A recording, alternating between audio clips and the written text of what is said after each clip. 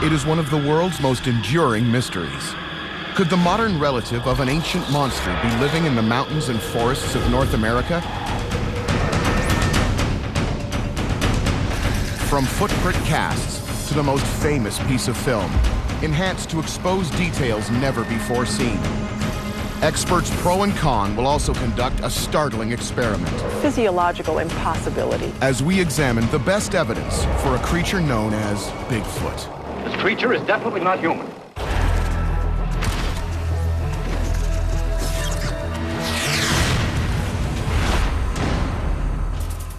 Stories of sightings date back 1,000 years. Natives of North America's Pacific Northwest gave it a name, Sasquatch. We have detailed descriptions of Sasquatches back at least as far as 1839. Up to 8 feet tall and weighing over 600 pounds, it's described as a massive primate. So we're talking about an animal that is very large. But unlike a gorilla, this animal is fully bipedal, walking upright on 2 legs, as only humans can. When I hear a Sasquatch being described for me, there's certain things I'm looking for. Every year, there are dozens of documented Bigfoot sightings in North America. Dr. John Bindernagel is a respected wildlife biologist and former advisor to the United Nations. After spending the last decade examining the evidence, he has come to one startling conclusion. I accept the Sasquatch as an existing North American mammal. The long arms, and certainly the flat face, lacking the prominent snout of the bear. There'll often be deep-set eyes, brow ridges maybe. The flat nose, often with outward-facing nostrils, thin lips, ears almost always covered with hair, broad shoulder. Although Dr. Bindernagel has recorded nearly 200 eyewitness accounts, there are more than 2,000 known reports from across North America. The greatest concentration of sightings are from the coastlines and mountainous interiors of the northwestern United States and Canada.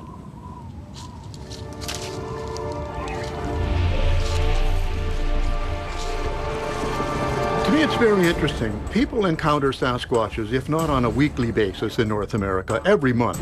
I couldn't believe what I was looking at. Tim Martindale, who spends a lot of time fishing and camping, claims he had a chance encounter 2 years ago that changed his life. I'm trembling at the thought of it even right now because it's as if it happened yesterday. It's burned into my psyche. I can recall every little detail of it. Driving near his home in Merritt, British Columbia, Tim saw something in the forest that left him stunned. What the hell is that? I had assumed they may have been a father and a son. It had been down on its one knee to looked like either drinking water or eating maybe vegetation or something like that. I could see his arms, the shape of everything, and not knowing a whole lot about them at the time, I just came to the conclusion that they must be Sasquatches that I was looking at. There's no way they could have been people. They were too big in size, girth, and they definitely weren't bears. That's for sure. Today, Tim is still haunted by that event. The whole world slowed down when I saw this because it was just disbelief. I couldn't believe what I was looking at. Now, Tim Martindale has joined the ranks of thousands of amateurs searching for what they commonly call Bigfoot. What he's described really does fit, both behavior and anatomy of an upright great ape. This description adds up to a real animal. Only 2 months ago, a couple who were fishing in a remote part of this same watershed were woken up at 5:30 in the morning when something was throwing large rocks into the river. And they were pretty spooked because they were really out there by themselves. They probably won't tent there again. That was likely a Sasquatch. So the projectile throwing, the throwing of large, heavy projectile, is unique to the Sasquatch. We're talking about an animal with superhuman strength. Most eyewitnesses are not looking for notoriety. They don't believe that Sasquatches exist. They've had basically the misfortune of seeing one, and they're having to come to terms with it. Of the thousands of people who claim to have seen the creature, the best known are Roger Patterson and Bob Gimlin and their famous 59-second piece of film. They had made many trips into the mountains of Northern California looking for evidence. On October 20th, 1967, they found it. and captured this brief but astonishing footage of what appears to be a female Sasquatch. Without a doubt, the most significant piece of photographic evidence for Bigfoot or Sasquatch remains the Patterson-Gimlin film, and still remains probably one of the most controversial. Dr. Jeff Meldrum is considered the leading academic authority currently researching Bigfoot. Even his critics have high regard for his contributions in the fields of physical anthropology and primate studies. I think there's a very credible case to be made for the existence of a large primate. Dr. Meldrum has analyzed this famous footage hundreds of times, but never at this level of clarity, thanks to sophisticated computer imaging software. The Patterson-Gimlin film remains rather controversial, probably because of its dramatic effect. It either has to be the real McCoy, or it is one of the most intriguing pieces of hoaxing, if it were simply a man in a fursuit, that has ever been contrived. In our quest to gain new insights into the mystery, Dr. Meldrum and other scientists will also get the opportunity to examine plaster cast footprints taken from the 1967 film site. The late anthropologist Dr. Grover Krantz made the casts. He was one of the first scientists to break ranks and seriously consider the existence of Sasquatch.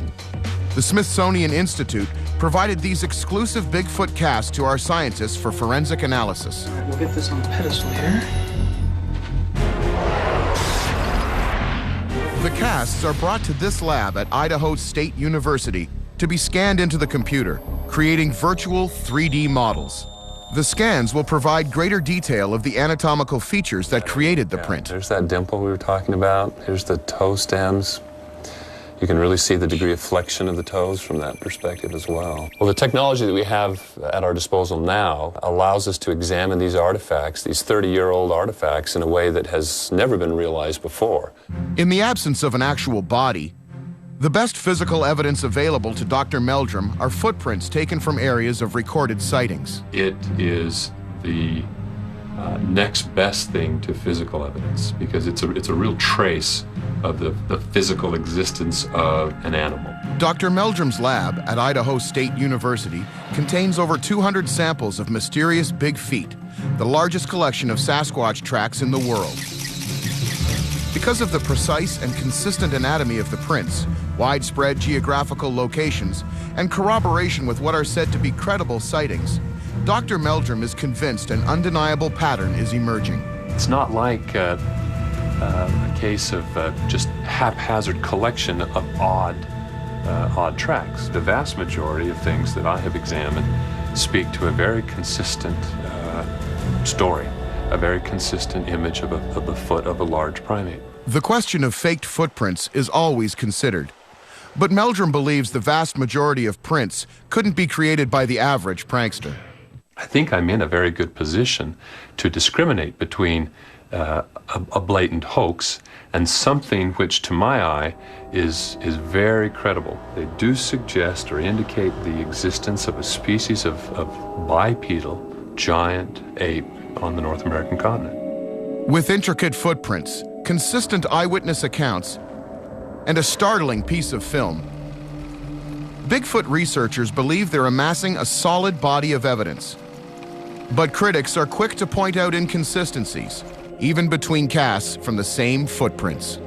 If this depression along this edge here is real, it's different from those other footprints. So why is it different from those other footprints? Next, Both sides debate the Bigfoot legend, leading to the ultimate test on best evidence. Is a massive bipedal primate living in North America's wilderness? According to some scientists, Bigfoot or Sasquatch isn't just a legend, it's a real living species. I can remember the first experience I had seeing footprints in the field. And I have to say that the hairs in the back of my neck stood up out of the excitement of the realization that there really may indeed be something to this. But this astonishing theory has yet to be accepted by the wider scientific community. Until we find tangible evidence, It's really almost not permissible for scientists to claim that it exists. For every piece of evidence and theory about an upright, bipedal North American ape, there are scientific arguments and counterclaims. We enter the bone-filled lab of Dr. David Begun to examine this evolutionary mystery and determine if Sasquatch is the missing link between humans and apes. I won't be convinced of the existence of Sasquatch until I see hard evidence. The paleoanthropologist is renowned for his research into early man and ancient primates. It's been speculated that Bigfoot is a descendant of a Miocene ape that lived before apes and humans diverged, called Gigantopithecus. Like Dr. Meldrum, Dr. Begun also examines the Smithsonian Bigfoot casts from the site of the famous Patterson-Gimlin film. Immediately, Dr. Begun notices discrepancies in the anatomy of the alleged Sasquatch prints. Here you can make out all of the separate toes, like, I hate to say it, but as if somebody really wanted to make sure that all the toes were there. If Sasquatch is a close relative of the great apes, Begun wonders why the big toe is not divergent, sticking out to the side like all other apes. All other primates have a foot that's more like a hand functionally than human feet are. Even large mountain gorillas, whose feet are most like modern human feet, they still have an opposable big toe that they can use to grasp onto things and climb it. When apes walk either bipedally or quadrupedally, they don't use their big toes at all, and that's one of the reasons they have this mid-tarsal break. The human foot has two arches. They form a dome to keep us erect while standing or walking. The foot is essentially a stiff platform with a flexible big toe that propels us forward. An ape's foot lacks an arch and doesn't rely on its toes to propel itself forward. So how does its foot flex? The only way to explain the lack of an arch is to talk about a mid-tarsal break, which means the mid-tarsal joint is the joint between these larger bones, the back of the foot, and these smaller bones that join those bones to these metatarsals. That's the mid-tarsal joint. So there's this break that prevents the formation of an arch, right, in a footprint. The mid-tarsal joint or break found in apes allows their feet to propel the animal forward. It is their alternative to a flexible big toe. So it doesn't make sense to me that you would have a mid-tarsal break, but an enlarged big toe that's pressed up against the other toes. Lacking the anatomical requirements needed for a half-human, half-ape creature to move efficiently, scientists find the evidence less than credible. You get a footprint that is biomechanically ambiguous, in my view, and no corroborating evidence. No fossils, no bones, nothing else. And even if scientists accept that a massive, ancient primate migrated from Asia to North America thousands of years ago, could it live in this new habitat? Essentially, this is a dietary wasteland for an ape. Dr. Nina Jablonski is an anthropologist and leading authority on the evolution of primates and humans. The circumstantial evidence would indicate that Bigfoot simply could not exist. After considering the question of whether an ape species could live in North America, Dr. Jablonski is convinced it could not adapt to this new world. Apes are relatively big-bodied creatures for the most part, but more importantly, they have big brains. And in order to supply those big brains with energy, apes have to eat quite energy-rich foods. How can these animals live in an environment that is so poor in high-quality foods? While the issue of food is one matter, Dr. Jablonski raises another. Where does Sasquatch sleep? Large animals, when large apes live in a forest, they routinely make night nests in which to sleep and to be secure. We've never, in the areas in which Bigfoot is said to have lived, ever found anything like a night nest. To survive winter in mountainous terrain, the anthropologist believes Bigfoot would need to do something that apes do not: hibernate. No primate that we know of has the ability to hibernate. Now, this is a real problem. If you can't hibernate, if you can't get away from the lack of food, you're going to get very, very, very thin in a hurry, or you're going to die. So I think Bigfoot, the idea of it, becomes a physiological impossibility. There is another type of evidence those on the scientific search for Bigfoot also consider: eyewitness testimony. John Turtle is a psychology professor whose research specialty is eyewitness evidence. Our whole culture, our whole civilization is filled with examples of people saying that they saw something. We're talking about the average person who, for reasons often that he's not aware of, can come to believe that he's seen something that's not really there. Eyewitnesses are definitely fallible.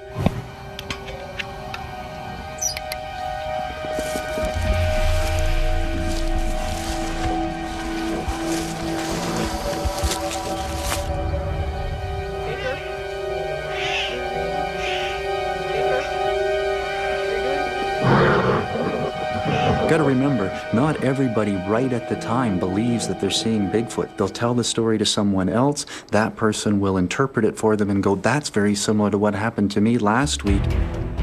Citing anatomical inconsistencies, ecological contradictions, and the unreliability of eyewitnesses, it will take more to convince these scientists that an unknown primate walks the earth. It just strikes me as unlikely that after all of these years, there would be no concrete evidence of this extremely large primate if it really existed. Is Sasquatch a perpetual hoax? Or could it be one of the greatest evolutionary discoveries in history? Our scientists challenge the evidence point for point, next on Best Evidence. Is a massive, unusual primate living in the dense forests of North America? This animal may indeed exist. Or is Bigfoot one of the greatest hoaxes of mankind? Extreme claims require extreme evidence. In our quest for the best evidence, leading scientists present their strongest cases for and against. We begin with one of the most fundamental questions. If Sasquatch exists, where are the remains? If there were large-bodied apes living in places that people frequent, we would find bones. We would find fossils. Those who spend the most time in the field investigating Sasquatch offer this explanation. Bones break down, teeth sink into the ground. These things don't stick around quite as long as many people think. It's at the top of its food chain. It has no natural predators. So when it dies, scavengers will quickly dismember and disperse that body, and the bones will be scattered.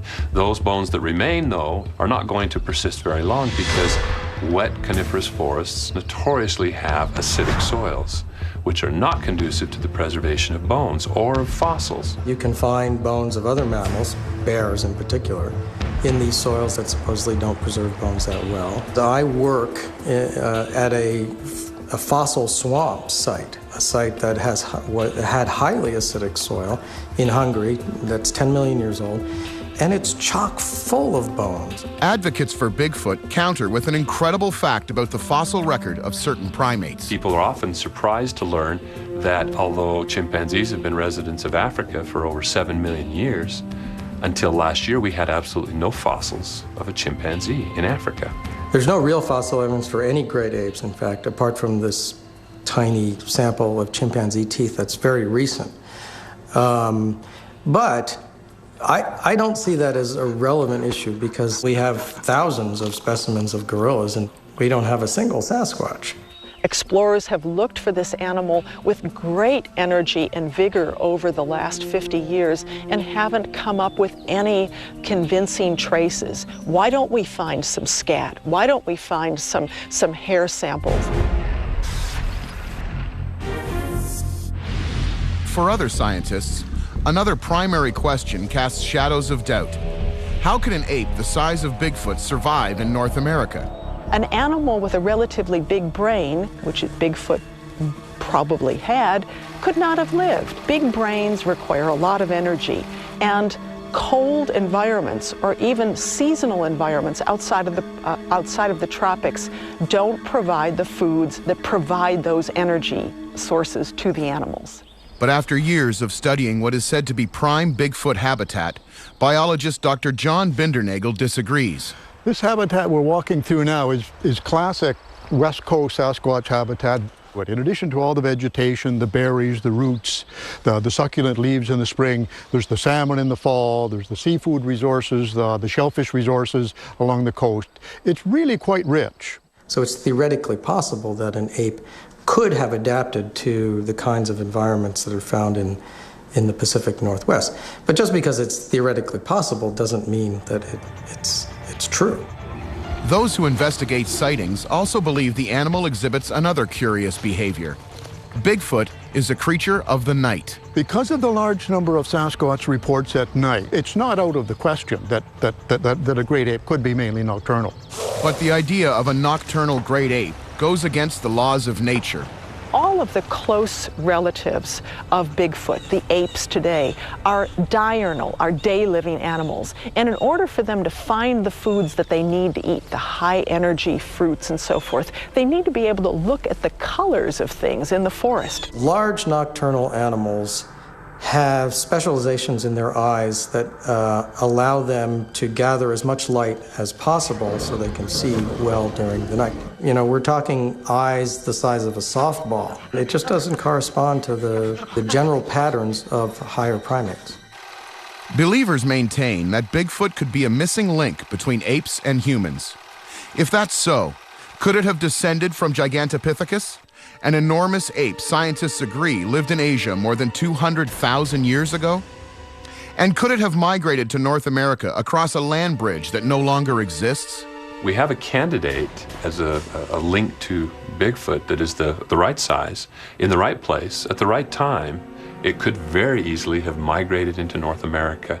There is no evidence to indicate that Bigfoot, that Gigantopithecus, if it were Bigfoot, either migrated, dispersed outside of these tropical areas in Asia, or that it made it into North America during the last ice age or any other time. The reliability of eyewitness accounts also falls under scrutiny. Today, this is as true for court cases as it is for Sasquatch. There's no question that eyewitness accounts are not the most reliable form of data. But one has to take into account, though, the remarkable consistency and the pervasiveness of this experience that is shared by so many people. For centuries, science has gotten us as far as it has because we've tried to remove the person, the individual, from our attempt to understand how the world works. Well, the reliability of eyewitness testimony has been an issue for about 100 years now. Psychology professor John Turtle specializes in the study of eyewitness evidence. Eyewitnesses are definitely fallible in many situations. To prove his point, he demonstrates the phenomenon of priming, where an observer can be led into mistaken perceptions when they see a series of similar things. I see a duck. I see a duck. And what do you see now? I see a duck. Turtle's duck could also be a rabbit.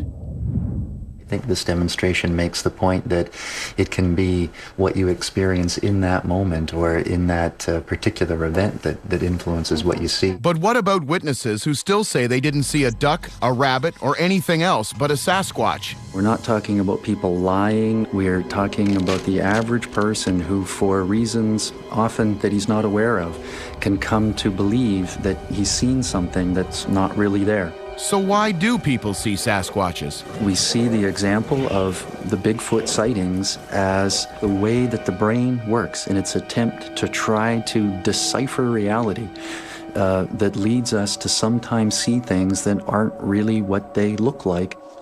But Dr. John Bindernagel disagrees. The numerous eyewitness accounts he's recorded usually involve people who are far from seeking attention.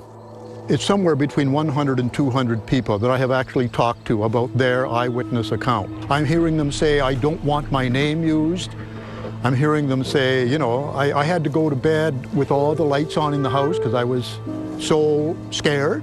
This element of distress that comes with seeing an animal that's not supposed to exist. Since his research began a decade ago, Dr. John Bindernagel is drawn to those who claim to have had Bigfoot encounters. For me, the most compelling evidence is actually a combination of the eyewitness reports and the tracks which corroborate them. One of the most distinctive features from my perspective as a student of foot anatomy and the resulting footprints is this feature which is referred to as the mid-tarsal break. This ape-like feature allows the midfoot to flex in a continuous rolling step, unlike an arched human foot. The Sasquatch foot is really quite fascinating in this respect that it seems to have retained that ape-like characteristic of midfoot flexibility while adapting to a terrestrial bipedal mode of locomotion. When apes walk either bipedally or quadrupedally, they don't use their big toes at all, and that's one of the reasons they have this mid-tarsal break. But the curious thing to me is that it still has this enlarged big toe, which is only characteristic of humans. The human foot is a fairly rigid platform that's used to propel our body weight over fairly even terrain, whereas the ape foot, and in this case the Sasquatch foot, is a much more flexible platform that allows for greater accommodation to irregularities in the surface of the ground that it moves across. Newly enhanced footage and an elaborate experiment next on Best Evidence.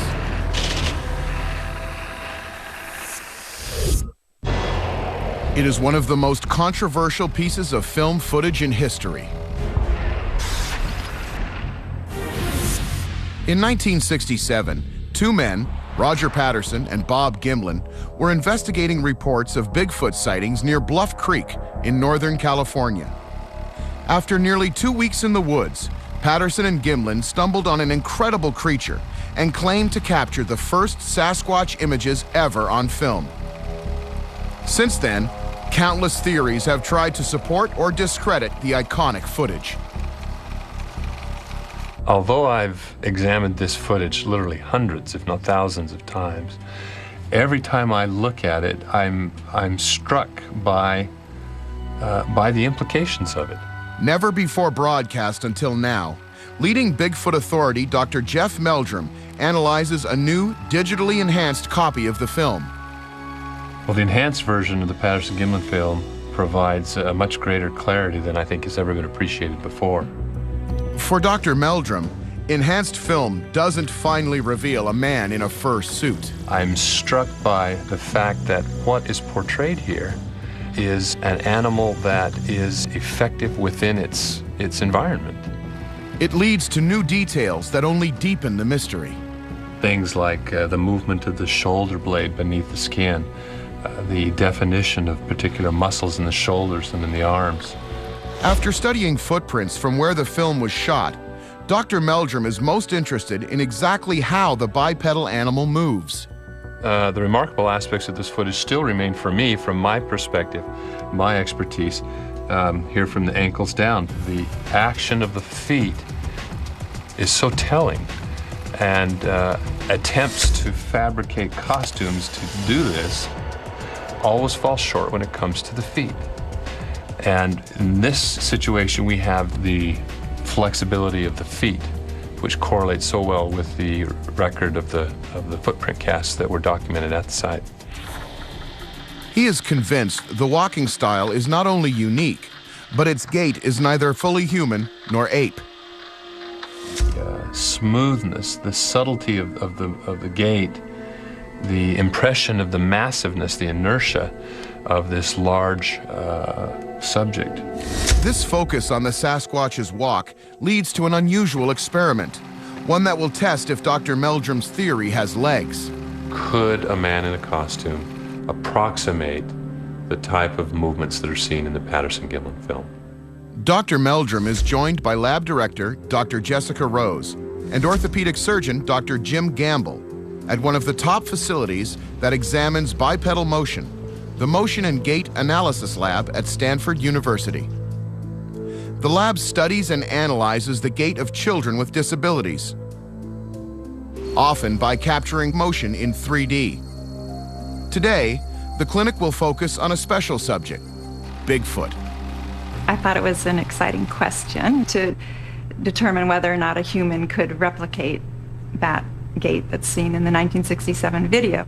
About the only thing we have about Bigfoot is the way Bigfoot walks, and then what's left from walking, like the footprints. So I was very intrigued by the possibility of looking into this. We have a actor, a subject, who is attempting to depict the posture and the gait that are evident on this film. Before the test begins, the team studies the film. And look at the arms, Bronson. See how they're swinging. His arms are relaxed. There's no tension in his arms. The degree of flexion of the knee is a critical issue. There seemed to be a lot of effort to clear the feet during the swing phase of the step. Right. He won't be able to achieve foot clearance by bringing the foot up. Like his head angle right there. The team also calculates detailed measurements of the famous creature. So now we'll see if we can replicate the Bigfoot gait. The experiment is first conducted without a costume, trying to imitate the Bigfoot walk. And it's a good arm position, and it stays about like that as you swing. The gait is a challenging combination of limb movements.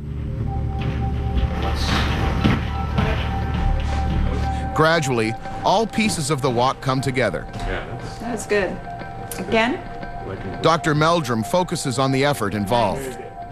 Well, this has been an interesting exercise for me to see how easily or not it would be for a human actor to attempt to mimic this posture that we see. Not outside the realm of human possibility, but it certainly takes a concerted effort on his part. Captured on video, the first batch of data is analyzed to see how closely the actor's movements mimic Sasquatch. One thing for me, since the trunk is flexed or is leaning forward, this creature won't be able to walk all day in the upright position. Bronston's performance is awesome. I think he's done a really tremendous job of matching the motion of the Bigfoot video. That begs the question, the fundamental question we're here to address is, could a person in a costume approximate those values? Right, a human can replicate the kinematic parameters that we measured from Bigfoot. That's probably the major conclusion here. The actor will make one more attempt to imitate Bigfoot's gait, only this time under the constrictions of a bulky costume.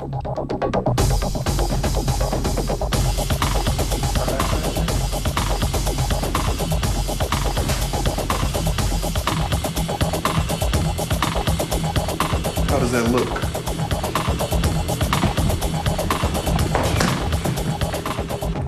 This is why they called him Bigfoot. To get precise data, 25 reflective markers are attached to the fur suit.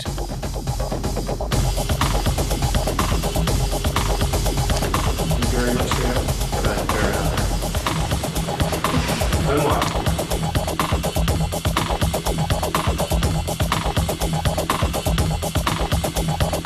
Okay, go ahead, Bronson. Once again, Bigfoot walks the walk. The suit itself could cause some of the differences in the gait. But with the forward lean, the feet become more cumbersome, though, it seems. Like they're in the way even more. They're that. A little curve, Not but stiff, not but bent. relaxed. Just, yeah. That's good. There you go. Yeah. Nice. Oh, yeah.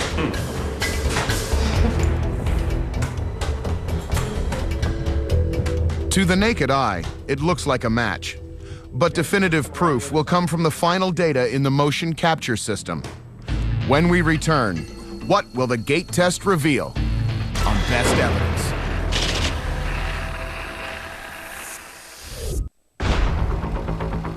After 40 years, this film is still one of the most widely debated images in modern history. I think, along with a lot of my colleagues, that too much is being made of these images. Is it Bigfoot or a man in a fur suit? I was very intrigued. Assuming the hypothesis of a human in a costume, My name is Bronston Deloney, and I play Bigfoot. scientists at Stanford University, along with Sasquatch researcher Dr. Jeff Meldrum, conduct a series of motion tests. Could a man in a fur suit present himself in a convincing way, approximating the movements that we see on the Patterson-Gimlin film. I think it's a slam dunk. After analyzing the figure on film, the team attempts to see if an actor can replicate its unusual movements. Now the data is in, and the team comes to a conclusion on the mysterious Bigfoot gait.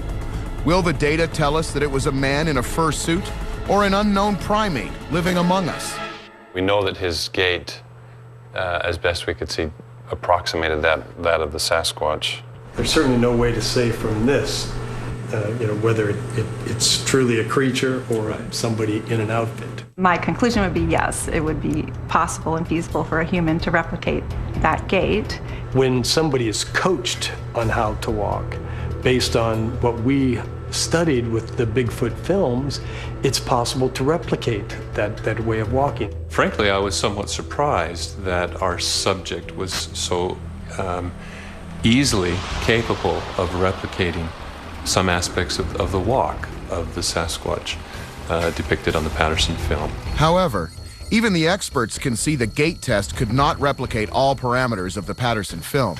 There's no question that we do not have all the variables, nor do we have all the answers. I don't think just because a human could replicate the gait that it means that it was a man in a costume. Despite evidence revealing that with practice, a human could replicate the Bigfoot walk, it hasn't diminished the substance of the film for this researcher. I'd have to say that the results of today's experiment have not really placed any doubts in my mind about the credibility of the film. After viewing frame by frame the stabilized and enhanced Patterson-Gimlin film, other scientists believe it falls short of conclusive evidence. And the gait is odd because the proportions of this animal look similar to those of modern humans, and yet the gait appears to be nothing like it, nor does anything in the gait look like any of the modern apes. So it is really completely anomalous in the way that it moves. Anthropologist Dr. Nina Jablonski still has serious doubts about its authenticity. It's hard to believe that these are real creatures because they seem to be anatomically inconsistent. They just don't jive with what we would expect. None of the images that we see of Bigfoot would fit our predictions of a large primate living in a forest. Paleoanthropologist Dr. David Began also remains unconvinced that the film supports the theory of an unknown primate. I'm not convinced that there is a distinctive gait that's present there that couldn't result from, frankly, wearing some sort of very uncomfortable, very bulky suit. I think along with a lot of my colleagues, that too much is being made of these images. But Dr. Meldrum remains undeterred by other scientists who suggest the film is one elaborate hoax. Well, in my mind, there is absolutely no substance to those claims to hoaxing, that in fact everything that I have experienced continues to point to the credibility of this piece of startling footage. He's convinced whatever's on that film could lead to new findings. I think it has reinvigorated the discussion of this film, which is now nearly 4 decades old. Dr. Meldrum makes another key observation. If it was a costume in the 1967 film, it had to be extremely sophisticated. Both of my colleagues were also impressed by the fact that the costume which we had at our disposal today, which was a fairly elaborate costume, paled by comparison to the anatomical details that were evident in the Patterson-Gimlin film. When we return, how will an Oscar-winning special effects master assess the footage? The more I see it, the more I think the head is just all wrong. Next on Best Evidence.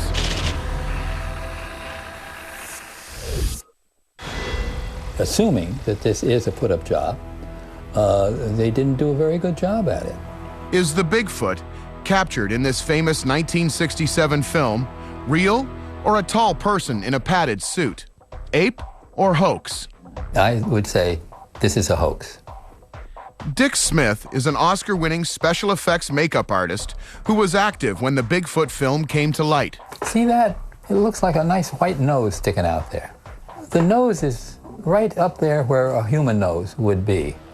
Look how high the dome of the head is, with all this hair camouflaging it. The soles of the feet come across as not pure white, but a light, solid color. I mean, there's no variation. I would do a lot of fancy painting on that to make it look three-dimensionally contoured. There's nothing in there, as far as I'm concerned, that indicates that it's anything but a big, bulky human in a suit. For decades, rumors have circulated in the movie industry about who created the suit. Johnny Chambers, who was the Hollywood makeup artist of much fame, and who had done Planet of the Apes. I'm doubtful that he was responsible for this because I consider this an amateur makeup job. He loved mystery, and he certainly liked notoriety, and so I think he just let everyone, he just took the credit. Whether the Patterson-Gimlin footage of Bigfoot is real or a costumed hoax, evidence to support the existence of Bigfoot continues to divide the experts. I will not be convinced that there is any such thing as a Sasquatch until either I see a cadaver or, and most preferably, bones. I think it's very important that scientists still engage in discussions about the possibility of Bigfoot and that we use all of our good scientific judgment to weigh it. When we finally get that carcass, it's going to be very interesting for me to see people saying, my goodness, what do we know about this? Why didn't the scientific community see it coming? The few scientists who remain committed to chasing the Sasquatch mystery do so with limited funding and great risk to their reputations. Many of my colleagues over the years have been surprised, if not shocked, at Dr. Meldrum's enthusiasm for this topic. Dr. Meldrum's zeal can perhaps be attributed to his own first-hand encounter. Two of us had gone off to a remote area to look for tracks around off-trail lakes that were shrunken in the summer heat.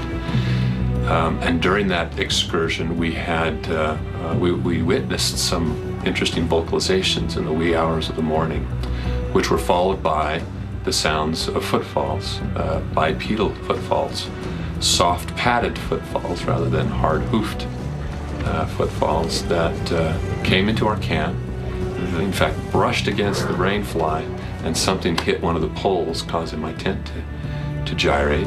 Immediately jumped out of the tent as rapidly as I could extricate myself, and there beside the tent was a 16-inch oval imprint in the grass, one of the few spots that would take a track of any type. A lot of people have taken risks in the history of the study of human evolution and been mocked and derided for their theories, only to be proven correct. There are many, many examples of that. I'm not saying that Dr. Meldrum is correct, but I admire him for taking these risks, and I especially admire him for approaching the topic in as rigorous a way as he has done. I cannot walk away from this at this point. It's more incredible now to suggest that this all just be set aside than to pursue this to its final resolution.